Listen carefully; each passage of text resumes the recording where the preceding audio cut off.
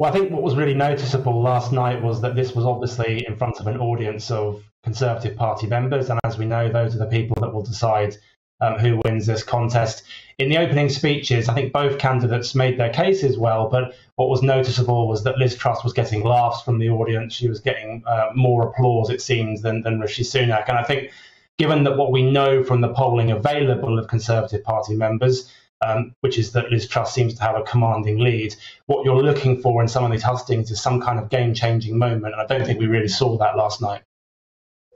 In terms of a game-changing moment, to turn things around for Rishi Sunak, it's unlikely he's going to pull anything out the hat which is going to be a game changer for him. So it's Liz Truss's to lose then, isn't it?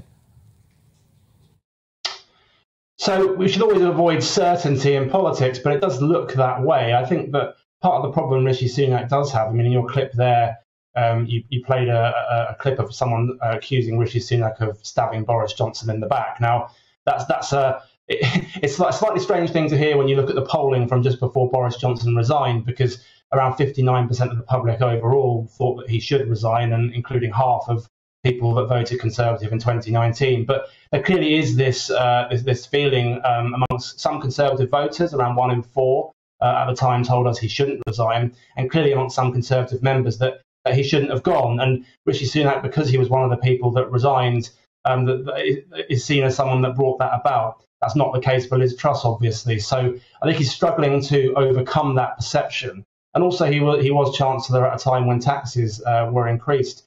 And I don't think quite yet he's landed the argument as to why he did that and the scale of the emergency during the pandemic. I mean, he really needs to sort of, make Conservative members reassess his record as Chancellor if he's going to have any chance of turning this round. I mean, Keiran, like you say, it is going to be very difficult to turn around that narrative. Many people now see him as disloyal and a backstabber to Boris Johnson, as we just heard in that clip there. As you say, Rishi Sunak is now flagging in the polls. There are still 11 regional hustings to come, though. What do you think we could see from Rishi Sunak to try and claw this back?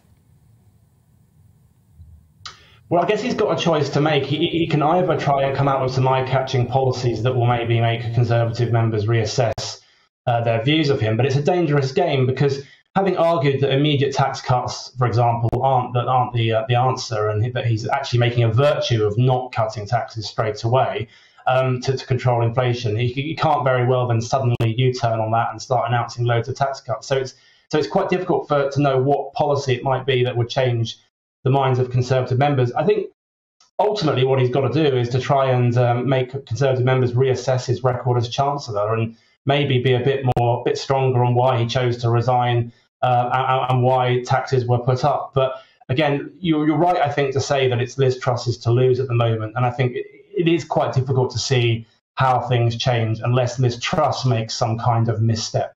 I don't think Rishi Sunak alone can sort of turn this round. What's quite interesting in all of this, because we talk about experience, and obviously being Chancellor, it's a number 2 job in government, let's be honest. But I was listening to John Sargent, now he knows a thing or two about politics, doesn't he? He was on Dan Wootton the other night, and saying that the problem Rishi Sunak's got is that actually he's not very experienced, certainly compared to Liz Truss, when it comes to actually politics, playing politics, how you handle things, how you're perceived. And that does seem to have been his downfall in a lot of this.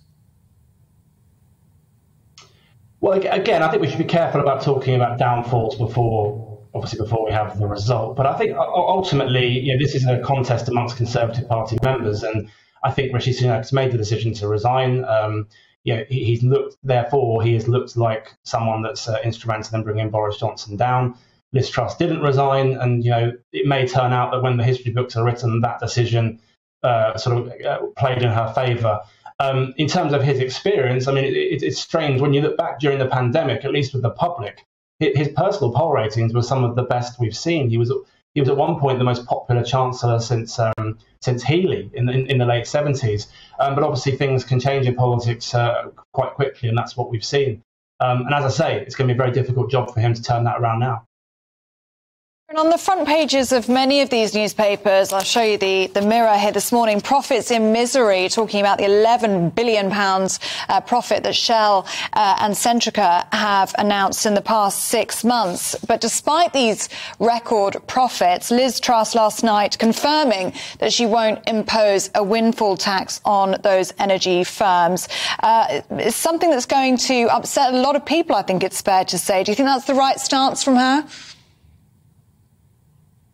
Well, obviously, Liz Truss has to make her decisions on what she thinks the right policy or wrong policies are to pursue. I think what I can say is, from a public opinion perspective, people are deeply concerned about the cost of living, and we do tend to find that sort of windfall taxes, as you put them, are quite popular with voters. In the last sort of 6 months or so, we've asked people who they blame for the rising cost of living, and there are a multitude of reasons given, ranging from the pandemic to war in Ukraine to government policies and so on. But one of the reasons voters do give is excessive profits from companies. And so this is something that you may well see the opposition, the Labour Party, make political hay out of in the coming weeks. We haven't heard loads from them lately on some of this, but I think the thing to remember is, if it is to be Liz Truss that becomes the new Prime Minister, it's one thing to win over the Conservative Party membership, but then, of course, you have the wider public that are going to be important sooner rather than later. And some of these arguments that she's making that have support amongst Conservative members might not have as much support amongst the public as a whole. And that's something that we're going to have to look at very closely when the new Prime Minister is announced.